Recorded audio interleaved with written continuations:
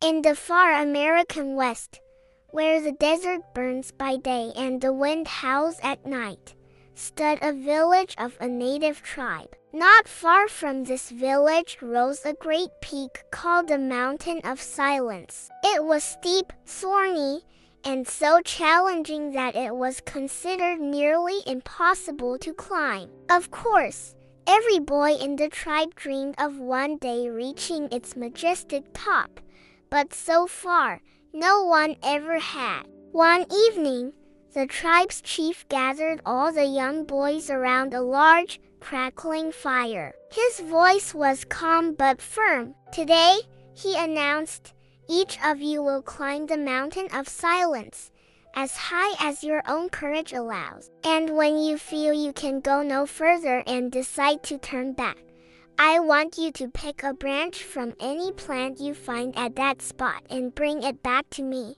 I want to see how far your strength and spirit can carry you."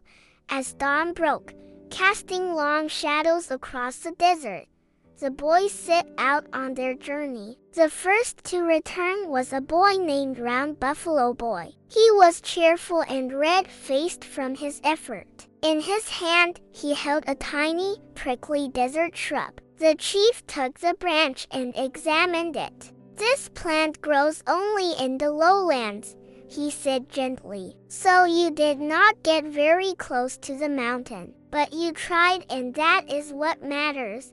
A little while later, Swift Mist came back, carrying a fragrant branch. The chief took it and nodded. "You reached the foot of the mountain," he said. "That is a good start."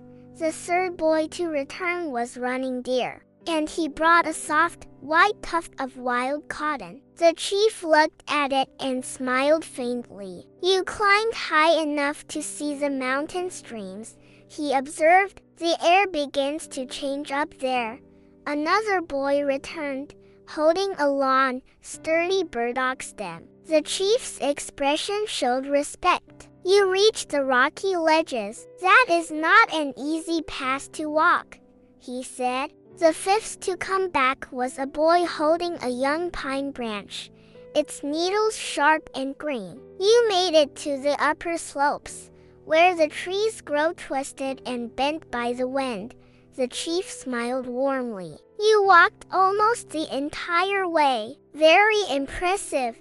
The day wore on, and the sun began to dip toward the horizon, painting the sky in shades of orange and purple. Just then, the last boy appeared. His name was Quiet Falcon. Unlike the others, his hands were completely empty, but his face glowed with a light that seemed to come from within, as if he carried the sunrise inside him. "You brought nothing back with you?" the chief asked, his voice soft. "Father," the boy answered, his voice full of peace, "at the place I reached, no plants grow. There are no trees, no shrubs, nothing but rock and sky. But there I found a lake. It was so clear and still that I could see my own reflection in it, and the sky reflected in the water was endless. I didn't want to leave. I wished I could bring you something from that place,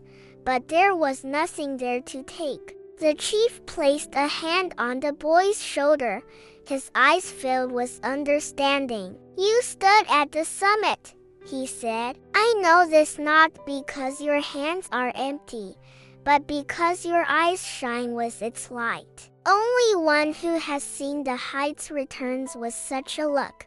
Then, the chief turned to the other boys who had gathered around. "Remember this, children," he said, his voice carrying over the quiet evening. "The most important things in life cannot be carried in your hands. What we see in silence, what we feel deep in our hearts, it is visible without words. When someone has truly stood high above the world, their eyes will always speak for them. And so it is for those who spend time in the presence of the Heavenly Father. Their face grows brighter, their gaze becomes deeper and their heart becomes gentler. Others can see it.